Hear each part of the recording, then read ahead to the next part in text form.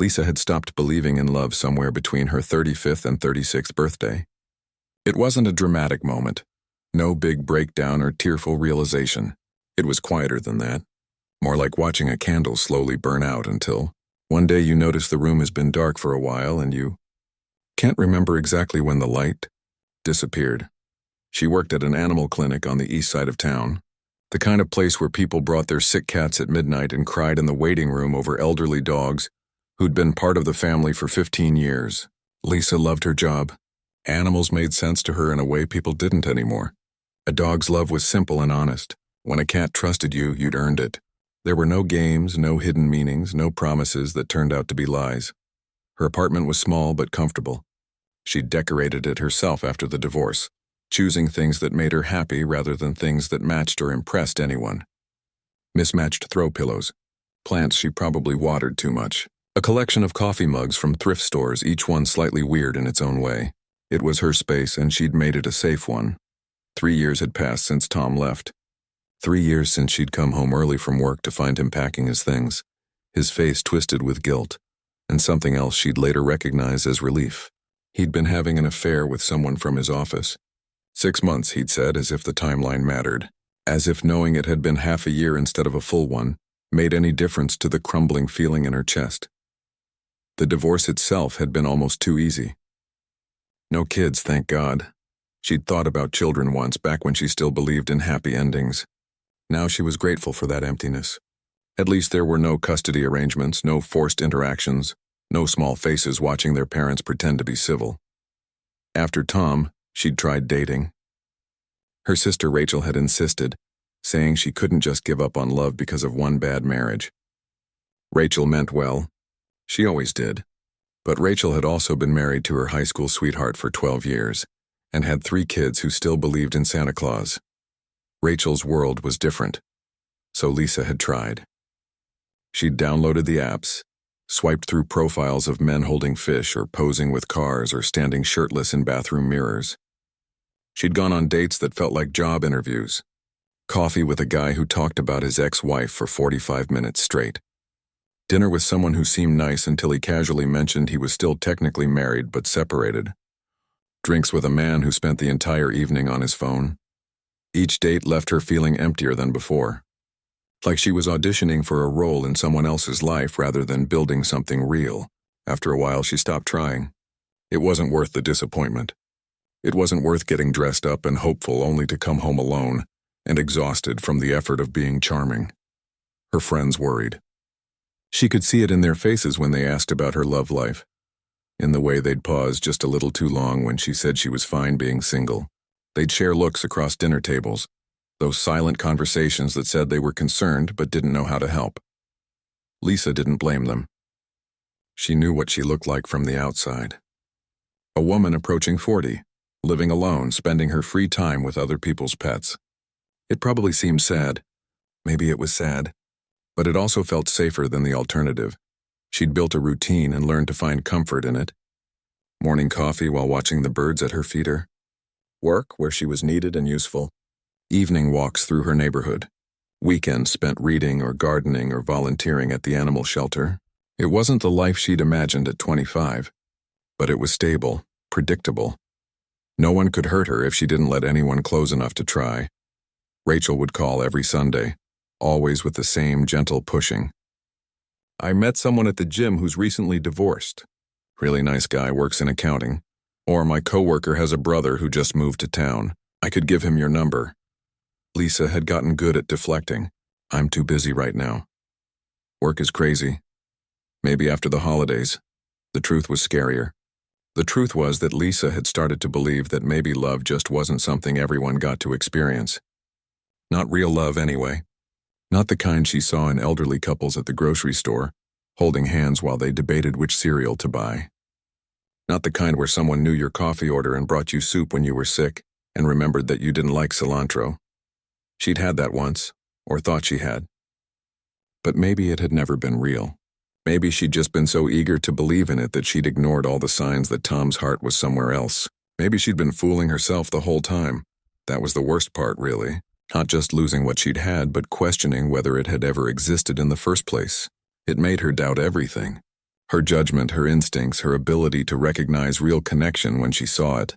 So she'd stopped looking. She'd made peace with the idea that some people found their person and some people didn't, and she was in the second category. It wasn't tragic.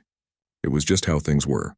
She had her work, her friends, her small apartment with its mismatched mugs. She had the dogs at the shelter who wagged their entire bodies when she walked in. She had the satisfaction of helping a sick animal recover, of comforting someone whose pet was dying. It was enough. She'd convinced herself it was enough. October came with its usual routine. The days got shorter, the air got cooler, and Lisa swapped her summer dresses for sweaters and jeans. She liked fall. There was something honest about it. The way everything acknowledged it was dying without pretending otherwise. The trees let go of their leaves. The world prepared for winter. No false promises of eternal spring. She was working the closing shift on a Tuesday when her car started making that noise again. The one her mechanic had said to keep an eye on. The one she'd been ignoring because car repairs were expensive and she'd been hoping it would just sort itself out. That's not how cars work, of course, but hope makes people stupid sometimes. The rain started around 6, light at first, then heavier. By the time Lisa locked up the clinic at 7:30, it was coming down hard enough that she had to run to her car. Her shoes were soaked before she made it across the parking lot. The car started fine. It always started fine. The problems came later, after you were already on the road and committed. She made it about 3 miles before the engine started sputtering. Then the dashboard lights flickered. Then everything died. Lisa coasted to the shoulder of a quiet road, her hazards clicking in the sudden silence. She sat there for a moment, rain hammering on the roof, and felt something close to despair. Not because of the car. Cars broke down. That was fixable. But sitting there in the dark and the rain alone felt like a metaphor for everything else in her life that had broken down and couldn't be fixed. She reached for her phone to call a tow truck, already dreading the weight and the cost and the whole exhausting process of dealing with yet another thing going wrong.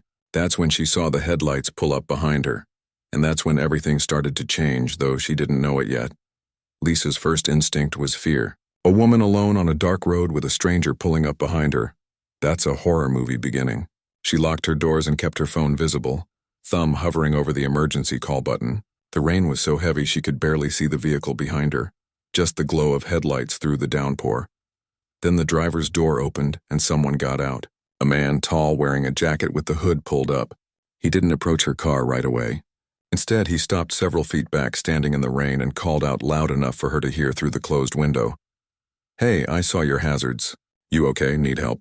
There was something about the way he kept his distance that made her hesitate before driving him away. He wasn't coming closer. He was giving her space, giving her control of the situation. She cracked her window an inch, rain immediately spotting her arm. "Car died," she called back. "I was just about to call a tow truck. Mind if I take a look?" Might be something simple. She should have said no. That's what you're supposed to do, right? Don't trust strangers. But something in his voice was gentle, patient, not pushy. He'd asked permission, not assumed it. And honestly, she was tired and frustrated, and the idea of waiting an hour in the rain for a tow truck made her want to cry. "Okay," she said, "but I'm staying in the car." "Smart," he said, and she could hear the approval in his voice. "Pop your hood." She did, and watched in her mirror as he walked around to the front of her car. He had a small flashlight on his keychain that he used to look at the engine. The rain kept coming down. After a minute, he came back to her window. "Battery's dead. The terminals are corroded pretty bad too. I've got jumper cables in my truck. We can get you started, but you should get that battery replaced soon." "You carry jumper cables?" she asked. "Doesn't everyone?" He smiled, and she could see it even in the dark, even with rain dripping off his face. It was a genuine smile, the kind that reached his eyes. "Apparently not," she said, feeling slightly embarrassed. "Well, now you know for next time. I'm going to back up closer, okay? So the cables reach." He returned to his truck and repositioned it, careful and precise.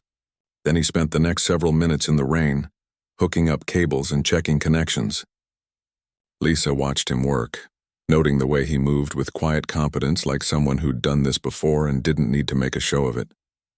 When he told her to try starting the car, it turned over immediately. The engine roared to life, and she felt a rush of relief so strong it almost brought tears to her eyes.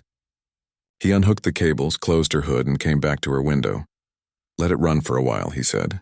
And seriously, get that battery replaced tomorrow if you can. You won't make it much longer on this one. Thank you, Lisa said, and meant it more than she'd meant anything in a long time. Really, I don't know what I would have done. Waited for a tow truck in the rain, he said with another smile. Which would have sucked a lot more than this. I'm just glad I came by. He started to turn away, heading back to his truck, and Lisa felt a sudden impulse she didn't quite understand. Wait, she called out. He turned back. Can I at least buy you coffee or something? To say thank you? He hesitated, and for a moment she thought he'd say no. Then he laughed, running a hand through his wet hair. I'm soaked through and probably smell like motor oil. Not exactly coffee shop ready. I don't care, she said, surprising herself. You just saved me from a terrible night. Coffee's the least I can do. Okay, he said. There's a diner about 2 miles up. Miller's, you know it? I know it. I'll follow you there. Make sure you don't break down again. True to his word, his headlights stayed behind her the whole way. It was oddly comforting, having someone watching her back like that. When they pulled into the diner parking lot, the rain had slowed to a drizzle. Inside, the diner was bright and warm and smelled like coffee and pie. They grabbed a booth near the back. Up close, in the light, Lisa could see him properly for the first time. He was probably in his early 40s, with gray starting to show at his temples and lines around his eyes that suggested he smiled often. His jacket and jeans were soaked, but he didn't seem to care. I'm Lisa, by the way, she said as they sat down. David, he said. Nice to officially meet you, Lisa. The waitress brought coffee without asking. That kind of place. They both ordered pie, apple for her, cherry for him, and then, without really planning to, they started talking. David told her he owned a small woodworking business making custom furniture in a workshop behind his house. He'd started it 5 years ago after his wife passed away from cancer. He had a 16-year-old daughter named Megan, who was currently driving him crazy trying to decide on colleges. She wants to study marine biology, he said, stirring sugar into his coffee, which is great except we live in the middle of the country. The closest ocean is like 1,000 miles away, Lisa laughed. Maybe she wants the adventure. Maybe. Or maybe she just wants to torture me with out-of-state tuition. There was love in the way he talked about his daughter. A warmth that made Lisa's chest ache a little. She found herself telling him about her work at the clinic, about the 3-legged dog who'd come in last week and stolen everyone's hearts, about the cat who hissed at everyone except her. Animals are easier than people, she said, then immediately regretted it. Too honest, too revealing, but David just nodded. They are. They don't pretend to be something they're not. Exactly, they talked about other things too. His favorite wood to work with, oak, because it was strong but still had character. Her love of gardening, even though she admitted she was terrible at it and most of her plants died. They discovered they both liked old movies, the kind you had to actually pay attention to because they didn't spell everything out. An hour passed, then another. The waitress refilled their coffee 3 times. The pie plates had been cleared away long ago. Lisa couldn't remember the last time she'd talked to someone like this. Without thinking about what to say next, without performing or trying to be impressive, just talking. I should probably let you go, David said eventually, glancing at his watch. It's getting late and you've got work tomorrow. I do, Lisa admitted, though she found herself reluctant for the evening to end. They walked out to the parking lot together. The rain had stopped completely and the air smelled clean and fresh. David paused by her car. Get that battery replaced, he reminded her. First thing tomorrow. He pulled out his wallet and extracted a slightly damp business card. This is me. My workshop number. If you ever need anything built, furniture or shelves or whatever, give me a call. Lisa took the card, running her thumb over the embossed letters. Just furniture? What if my car breaks down again? Then definitely call, he said with a grin. I seem to be good at that too. She laughed, tucking the card carefully into her purse. Thank you, David, for everything. Anytime. She got in her car and he waited until she started it before heading to his truck. As she pulled out of the parking lot, she saw him wave in her rearview mirror. Driving home, Lisa felt something unfamiliar stirring in her chest. Not quite hope, that seemed too dangerous. But maybe possibility. The sense that the world might be slightly bigger than she'd convinced herself it was. The business card sat in her purse for the next 2 weeks. She'd take it out sometimes, look at it, memorize the phone number, She told herself she was being ridiculous. He was just a nice guy who'd helped a stranger. That was all. Reading anything more into it was the kind of thing that led to disappointment. But late at night, she'd replay their conversation in her head. The easy way they'd talked, the way he'd listened when she spoke, really listened, not just waited for his turn to talk. The way he'd laughed at her joke about the cat. She didn't call, partly because she didn't have an excuse to call. Partly because she was afraid. Of what exactly, she wasn't sure. Maybe of hoping again. Maybe of being disappointed again. Maybe of discovering that the warmth she'd felt in that diner had been one-sided, a product of her loneliness rather than any real connection. Then her bookshelf collapsed. It happened on a Saturday morning. Lisa was reaching for a book on the top shelf when the whole thing just gave out. 20 years of weight and cheap construction finally catching up with it. Books went everywhere. Hardcovers hitting the floor like thunder, paperbacks flying open and landing face down. One shelf landed on her foot and she yelped more from surprise than pain. She stood in the middle of the mess, surrounded by scattered books and broken wood, and started laughing. Because of course this happened. Of course it did. This was exactly how her life went lately. Even her furniture was giving up on her. She spent an hour cleaning up the worst of it, stacking books against the wall in alphabetical order, because if she was going to be without a bookshelf, she might as well be organized about it. Then she sat on her couch, stared at the broken pieces, and pulled out her phone. The business card was still in her purse, right where she'd left it 2 weeks ago. She'd taken it out and put it back so many times the edges were starting to fray.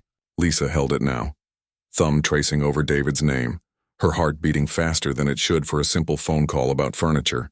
She could go to a store. Buy something cheap and pre-made. It would be easier, less complicated. Wouldn't require her to call a man she'd spent 2 weeks thinking about more than she wanted to admit. But she didn't want easier. That was the surprising part.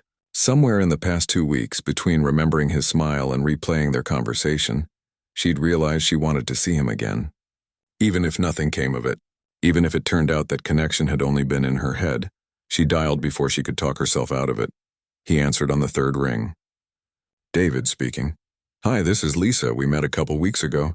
You helped with my car. Lisa, hey. She could hear the smile in his voice and it made her stomach flip. I remember. Did your battery die again? No, I got it replaced like you said. Actually, I'm calling about the furniture thing. My bookshelf kind of collapsed this morning and I was wondering if you might be able to build me a new one. Kind of collapsed? He was definitely smiling now. That sounds like a story. It's really not. I reached for a book and gravity won. Very dramatic, lots of noise. My downstairs neighbor probably thinks I'm moving furniture at 8 in the morning. Are you okay? Nothing landed on you? The concern in his voice was immediate and genuine, and it made something warm bloom in Lisa's chest. I'm fine. Just bookless and slightly embarrassed. Don't be. Furniture betrays us all eventually. I can come by and take a look if you want. Get some measurements, talk about what you need. I'm free this afternoon if that works. This afternoon, today, in a few hours. Lisa's apartment was a mess. She hadn't showered yet, and she was wearing sweatpants with a hole in the knee. That would be great, she heard herself say. They settled on 2 o'clock. After she hung up, Lisa looked around her apartment with fresh eyes and mild panic. She had 4 hours to make the place look like an actual adult lived there instead of someone who'd given up on impressing anyone. She cleaned like she was preparing for a royal visit. Vacuumed, dusted, hid the pile of unfolded laundry in her bedroom closet. She showered, changed 3 times, and finally settled on jeans and a sweater that looked casual but not like she was trying too hard.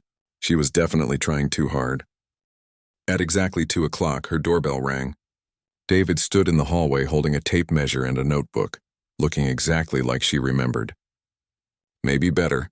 He was wearing work boots and jeans with sawdust on them, and when he smiled at her, she felt 15 years old and nervous. Hey, he said, ready to show me the crime scene? She laughed and let him in. He took off his boots at the door without being asked, which she noticed and appreciated. Then he walked to the pile of broken bookshelf pieces and crouched down to examine them. Yeah, this wasn't going to last much longer anyway, he said, picking up a piece of the backing.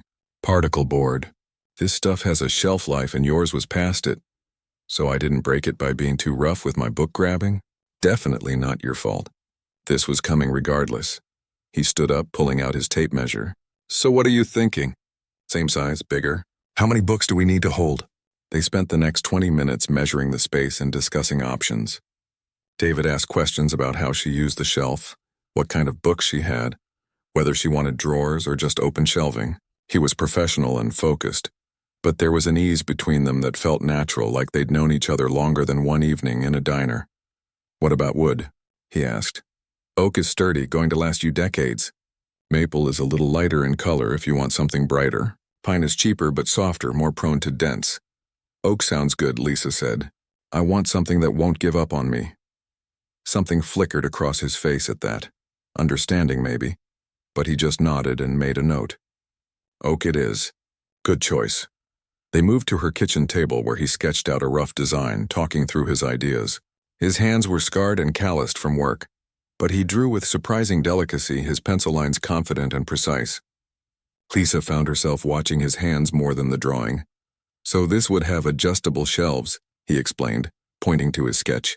That way you can move them around depending on what you need to fit. And I'd reinforce the back properly so this doesn't happen again. What do you think? It's perfect, she said, meaning it. Great. I'll get started on it this week. Should take me about 10 days depending on how busy I get. I'll call you when it's ready. You're not going to install it? Oh, I will. I meant I'll call you to schedule when I can bring it by and set it up. He paused. Unless you don't want me to? I can just deliver it. No, installation would be good. I'm not exactly handy. Neither am I with most things, he admitted. Just wood. Everything else I'm useless. Can't fix a car to save my life. I had to watch 3 YouTube videos to replace a light fixture, and don't even get me started on plumbing. But you fixed my car. That was just a dead battery. That's like step 1 of car knowledge. Anything more complicated and I'd be calling a mechanic. He grinned. I'm good at faking competence. They stood at her door, neither quite ready to end the conversation. David shifted his weight, glanced down at his notebook, then back at her. So, random question, but have you eaten lunch? Lisa's heart jumped. No, actually. Me neither. And there's this great sandwich place about 2 blocks from here. Do you want to grab something? We can talk more about the bookshelf if you have questions. She didn't have questions. The bookshelf design was clear and perfect. But she said yes anyway, because she wanted to spend more time with him and didn't care if that made her obvious. The sandwich place was small and crowded, the kind of local spot where everyone seemed to know each other. They ordered at the counter and found a table by the window. The food was good, but Lisa barely tasted hers. She was too busy listening to David talk about his work, about a dining table he'd just finished for a couple's anniversary, about how his daughter was teaching him to appreciate music he didn't understand. She's into this indie folk stuff, he said, shaking his head with affection, all very emotional and poetic. I keep trying to get her to listen to the classics and she tells me I'm old. How old are you? Lisa asked, then immediately felt awkward. Sorry, that's probably rude. 43, he said without hesitation. And I earned every gray hair. What about you? 38. No gray yet, but I'm sure it's coming. It's not so bad. Makes me look distinguished, or so Megan tells me when she wants something.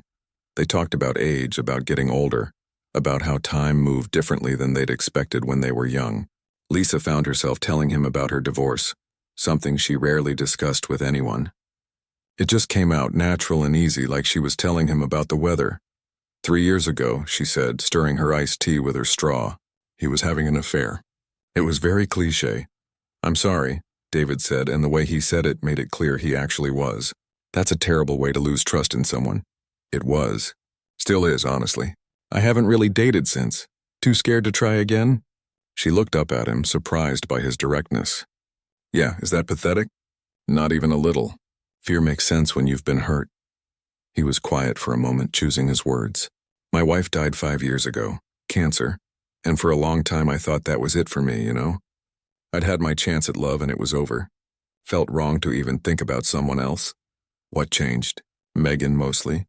She told me I was being stupid. Said her mom would hate seeing me alone and miserable. She was right, of course. Kids are annoyingly wise sometimes. He smiled, but there was sadness in it. So I started trying to be open to possibilities again. Haven't found anything yet, but I'm trying. There was something in the way he said it, in the way he looked at her when he said possibilities, that made Lisa's breath catch. She wanted to ask what he meant, but she was also terrified of the answer. So she changed the subject, asked him about his favorite project, and let the moment pass. They talked until the lunch crowd thinned out and the staff started giving them looks. Outside, they walked slowly back toward her apartment building, neither in any rush. "Thanks for lunch," Lisa said when they reached her door, "and for the bookshelf, and for not making fun of me for breaking furniture. Anytime. All three of those things." David hesitated, then pulled out his phone. "Can I get your number, so I can text you updates on the bookshelf?" "Sure." She rattled it off and heard his phone chime as he saved it. Her own phone buzzed a second later with a text from an unknown number that just said, "It's David." She saved his contact, trying not to smile too widely. "I'll wait to hear from you then." "You will."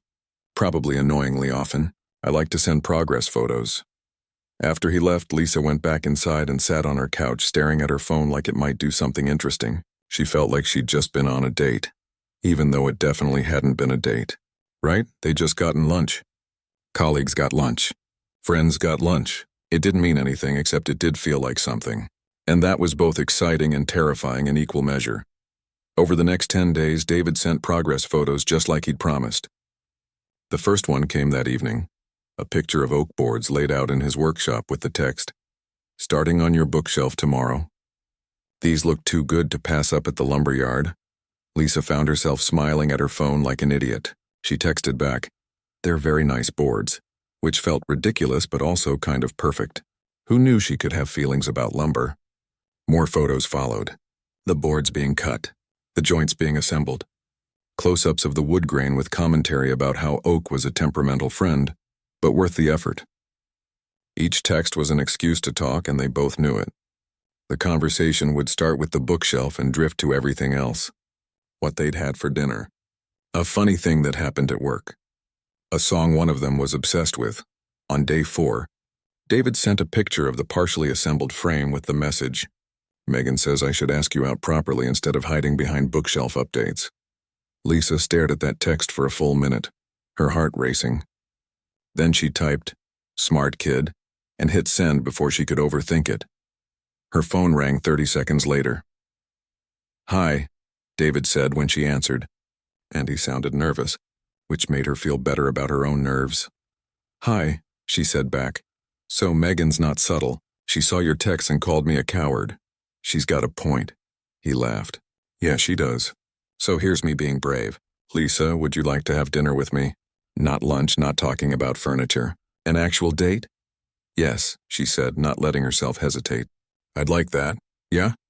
The relief in his voice was obvious. "Okay, good. How's Friday?" "Friday's perfect."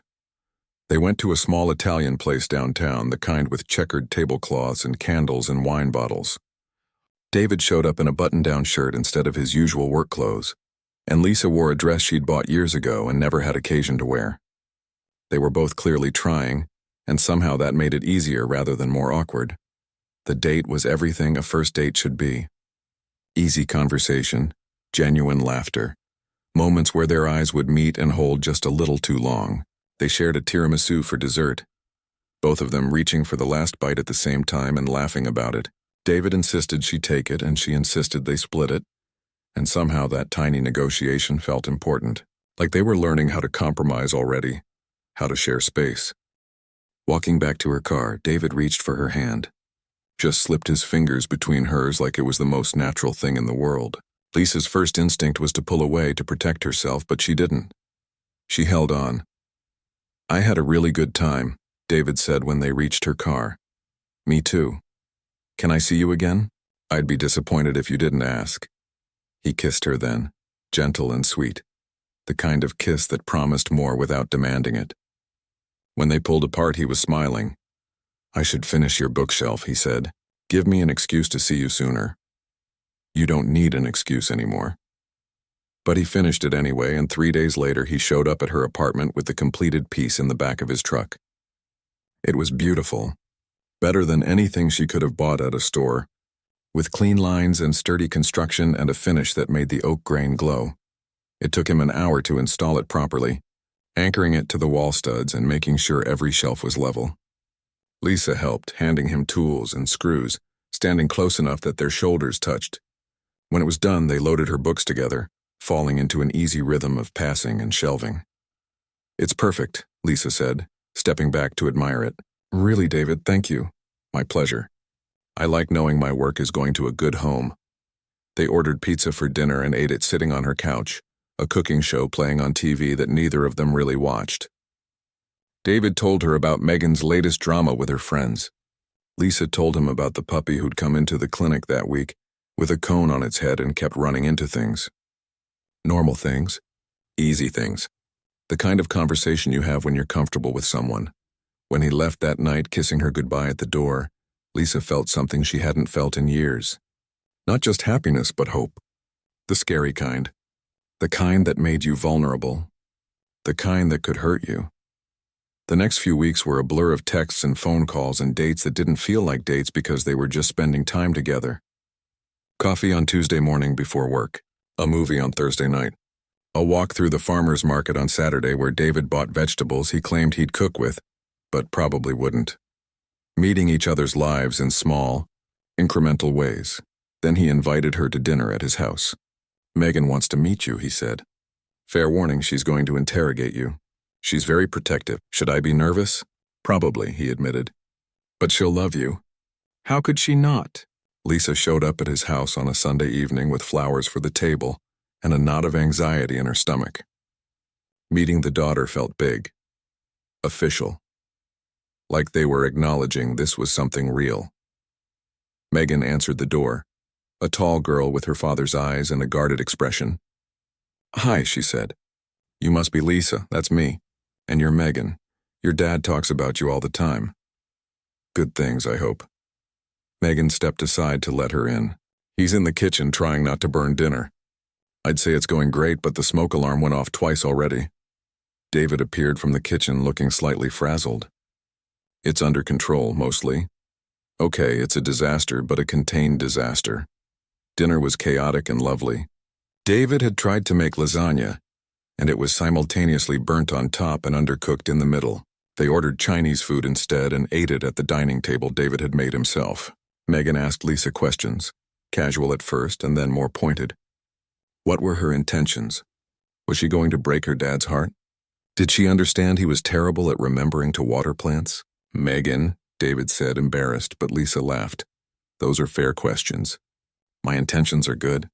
I really hope not. And yes, I've noticed the dying plant in his workshop." Megan studied her for a long moment, then nodded. "Okay, you can stay." It felt like passing a test she hadn't known she was taking. After dinner, David walked her to her car while Megan cleaned up inside. "Sorry about the interrogation," he said. "Don't be. She loves you." "That's obvious, she does. And I think she likes you too, which is huge. She hasn't warmed up to anyone I've introduced her to since her mom died." "You've dated other people?" "Tried to. Nothing stuck. They were all nice enough, but it never felt right." He pulled her closer, arms around her waist. "This feels right." "It does," Lisa agreed. And then his lips were on hers and she stopped thinking entirely. 2 months in, they fell into a comfortable pattern, seeing each other 3 or 4 times a week, texting constantly, learning each other's rhythms and routines. David learned she was grumpy in the mornings until she had coffee. Lisa learned he hummed when he was focused on something. Small intimacies that built into something bigger. Then one night, lying together on his couch after Megan had gone to bed, David said, "I think I'm falling for you." The words should have made her happy. Instead, Lisa felt panic rising in her chest like floodwater. Her breath got short. Her hands started shaking. She sat up abruptly, pulling away from him. "Lisa, what's wrong?" "I need to go." She was already reaching for her shoes, her purse, her keys. "I'm sorry. I just need to go. Did I say something wrong?" "No, yes, I don't know. I just can't do this right now." She practically ran out of his house, got in her car, and drove home with tears streaming down her face. It didn't make sense, her reaction. She'd been happy 2 minutes ago. But those words, "I'm falling for you," had triggered something, a memory of Tom saying similar things in the beginning, back when she'd believed him, back before she learned those words could be lies. She didn't answer David's calls that night, or the next day. She sent one text, "I'm sorry, I need some time." And then she turned off her phone because she was a coward and didn't know what else to do. 3 days passed. 3 days of Lisa feeling like she was suffocating under the weight of her own fear. She went to work, came home, stared at her beautiful bookshelf that David had made, and hated herself for running. On the fourth day, her doorbell rang. She knew who it would be before she opened the door. David stood in the hallway looking tired and worried. "Can we talk?" he asked. No anger in his voice, just concern. Lisa nodded and let him in. They sat on her couch, not touching, the space between them feeling enormous. "I scared you," David said. "When I told you I was falling for you." "Yes, why?"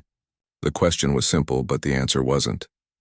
Lisa took a breath, trying to organize 3 years of pain into words that made sense. "Because the last person who said something like that to me was lying. And I believed him. I believed him completely and built my whole life around him, and then he left. And I don't know if I'm strong enough to survive that again." "So you ran." "I ran," she agreed, ashamed but honest. David was quiet for a long moment. When he spoke, his voice was gentle but firm.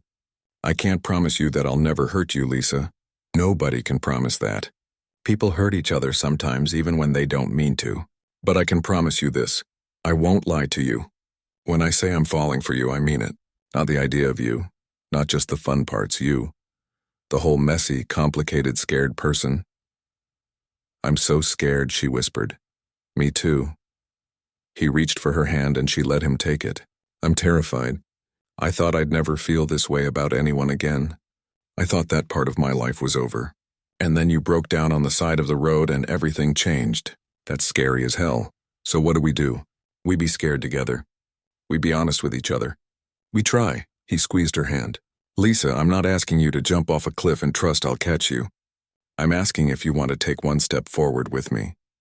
Just one step, and then another. And we'll figure it out as we go." She looked at him. This man who'd shown up at her door with patience instead of anger, who'd given her space but hadn't disappeared, who was offering her something she'd thought was impossible. Not a guarantee, but a chance. "One step," she said. "One step," he confirmed. She leaned into him and he wrapped his arms around her, and they sat there on her couch with the bookshelf he'd built watching over them. It wasn't a fairy tale ending. It was better. It was real. 6 months later, Lisa sat in her sister Rachel's kitchen watching her fold laundry, with the practiced efficiency of someone who'd been doing it for years. The kids were at school, the house was relatively quiet, and Rachel was in the middle of a rant about her latest dating app disaster. "I'm serious." He showed up 45 minutes late and then spent the whole dinner talking about his crypto investments. "His crypto investments, Lisa. On a first date." Rachel shook out a small shirt with more force than necessary. "I'm starting to think real love just doesn't exist anymore. Like maybe our generation missed the boat." Lisa smiled, wrapping her hands around her coffee mug. 6 months ago, she would have agreed. 6 months ago, she'd been the poster child for giving up on love. Now, sitting in her sister's kitchen, she found herself with a completely different perspective. "It exists," she said quietly. Rachel looked up from the laundry, surprised. "Really? Since when do you believe that?" "Since I met someone who reminded me." The truth was, the past 6 months with David had been nothing like what Lisa expected love to look like. It wasn't perfect. It wasn't some sweeping romance where everything fell into place and all her fears magically disappeared. It was better than that. It was real. There were still hard days. Days when Lisa's anxiety would spike and she'd pull back, afraid of getting too comfortable. Days when David's grief for his late wife would surface and he'd be distant, lost in memories. Days when Megan would be moody and difficult because she was 16 and that's what 16-year-olds did. And Lisa would wonder if she was equipped to be in this girl's life at all. But there were more good days than hard ones. So many more. Like the Sunday morning David had shown up at her apartment with coffee and bagels, just because he'd been thinking about her, or the night Lisa had come home exhausted from a particularly difficult shift at the clinic, and found David waiting on her doorstep with takeout, and a willingness to just sit with her in silence. Or the time Megan had called Lisa instead of her dad when she'd gotten in a fight with her best friend, because sometimes, she'd said, you needed a woman's perspective. It was in the small things that Lisa found her answer. The way David always asked about her day and actually listened to the answer. The way he'd learned she hated onions and never forgot. The way he'd text her pictures of dogs he saw on his morning runs because he knew it would make her smile. The way he'd hold her hand when she was anxious without making a big deal about it. And it was in the bigger things too. The way he'd sat with her through a panic attack 2 months in, not trying to fix it or make it go away, just being present. The way she'd been there the night he'd broken down crying on the anniversary of his wife's death, holding him while he grieved and not feeling threatened by his love for someone who came before her. The way they'd learned to fight constructively, to say I'm hurt instead of you're wrong, to apologize when they messed up. It was the way they chose each other, over and over again, even when it was scary. Especially when it was scary. So what's he like? Rachel asked, abandoning the laundry to sit across from her. And why am I just hearing about this now? Because I was afraid to jinx it, Lisa admitted. And because I needed to know it was real first. Is it real? Lisa thought about the question. About David teaching her how to use his tools so she could help with small projects in his workshop. About family dinners with Megan where they'd argue about movies and politics and whether pineapple belonged on pizza. About the way David had started keeping a toothbrush at her place and she'd started keeping clothes at his. About the way they'd talk about the future in small tentative ways. Not making huge plans, but acknowledging there might be a future worth planning for. Yeah, she said. It's real. It's messy and imperfect, and sometimes I still get scared that it's going to fall apart. But it's real. I'm happy for you, Rachel said, and meant it. Genuinely. You deserve this. Later that evening, Lisa drove to David's house for dinner. It was her turn to cook, which meant she was making spaghetti because that was the extent of her culinary abilities and everyone had accepted this limitation. Megan had a study group that night, so it would just be the two of them. She let herself in with the key David had given her last month. The gesture had been casual but meaningful. So you don't have to wait on the porch if you get here before I do, he'd said. But they both knew what it really meant. Space. Access. Trust. David was in his workshop, bent over a piece of wood, completely absorbed in whatever he was creating. Lisa leaned against the doorframe and watched him for a moment.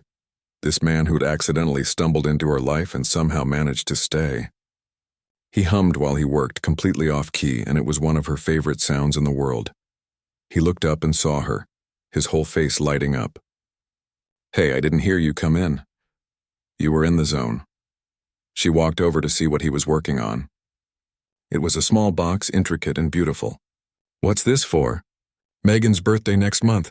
She's been talking about wanting somewhere to keep her jewelry organized. Of course he was making his daughter a custom jewelry box. Of course he'd started it a month early to make sure it was perfect. That was who David was. Someone who showed love through action, through attention, through the work of his hands. She's going to love it, Lisa said. I hope so. Teenagers are unpredictable. He set down his tools and pulled her close, kissing her forehead. How was your day? Good, busy. We had a golden retriever come in who ate an entire bag of chocolate and somehow survived. That's terrifying. It was touch and go for a while. But he's going to be fine. His owner cried for 20 minutes straight. I would too if that was my dog. He kept his arms around her, swaying slightly to music only he could hear. You smell like coffee.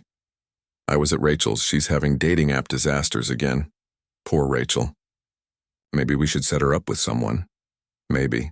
But I think she needs to figure out what she wants first. She's dating out of obligation, not because she actually wants to meet someone. David pulled back to look at her. Is that what you were doing? Before we met? Before we met, I'd given up entirely. Lisa reached up to touch his face, the gray in his stubble scratching against her palm. I'd convinced myself that love was something other people got to have. Not me. And now? Now I know better. She smiled. Now I know it's not about luck or fate or timing. It's about finding someone who's willing to show up, to do the work, to be scared and do it anyway. Something shifted in David's expression. He pulled her even closer, his voice dropping to something serious. Lisa, I love you. I've loved you for a while now, but I didn't want to scare you again. But I need you to know, I love you. The way you care about animals. The way you overthink everything. The way you fold your pizza in half when you eat it. The way you've been so patient with Megan. All of it. I love all of it. This time the words didn't send her running. This time, they settled into her chest like something she'd been waiting to hear without knowing it. I love you too, she said, and meant it more than she'd ever meant anything. I love your terrible humming and your obsession with perfect corners and the way you remember little things. I love that you let me be scared. I love who I am when I'm with you. He kissed her then, slow and deep, and she felt it all the way down to her toes. When they pulled apart, they were both smiling. "So what now?" David asked. "Now we make spaghetti. And then we eat it. And then we probably watch that show Megan told us we have to catch up on. And then tomorrow we do it all again." "That's it? That's the plan?" "That's the plan. One day at a time. One step at a time together." "I like that plan." They walked to the house hand in hand, and Lisa felt something she hadn't felt in years. Contentment. Not the manic happiness of early infatuation. Not the desperate clinging of someone afraid to be alone. Just contentment. The deep, quiet satisfaction of being exactly where you wanted to be with exactly who you wanted to be with. Dinner was simple and perfect. They made spaghetti together, moving around the kitchen in comfortable synchronization. They ate at the table David had built, talking about nothing important and everything that mattered. When Megan came home from her study group, she rolled her eyes at how domestic they looked but couldn't hide her smile. "You two are gross," she said, stealing a piece of garlic bread. "You love it," David countered. "Maybe," Megan admitted, "but I'm still going to make fun of you." Later, after Megan had gone to bed and the kitchen was clean, Lisa and David sat on the back porch watching the stars. She was tucked against his side, his arm around her shoulders, and the world felt impossibly vast and impossibly small at the same time. "You know what's funny?" Lisa said. "If my car hadn't broken down that night, we never would have met. I'd still be going through life thinking love was something I'd missed out on." "I think we would have found each other eventually," David said. "Different circumstances, maybe. But I think we were heading toward each other all along. You don't really believe that?" "No," he admitted with a laugh. "But it sounds romantic." Lisa laughed too, turning to kiss him. "I'm glad your truck came along when it did." "Me too." They sat there a while longer, not needing to fill the silence with words. There would be hard times ahead, Lisa knew. Challenges they couldn't predict. Fears that would resurface. Life didn't give out guarantees just because you'd found someone worth loving. But sitting there with David, his heartbeat steady under her ear, she felt something close to certainty. Not certainty that everything would be perfect. Certainty that whatever came, they'd face it together. And that was enough. Love existed. She knew that now. Not the fairy tale version. Not the one that solved all your problems or healed all your wounds. The real kind. The kind that showed up in the ordinary moments. The kind that said, "I'm scared too," and stayed anyway. The kind that built bookshelves and held your hand and chose you every single day. The kind that reminded you that you were capable of it. That your heart, despite everything it had been through, could still open, could still trust, could still hope. That was the real miracle. Not finding David, finding herself again through him, and that was worth everything.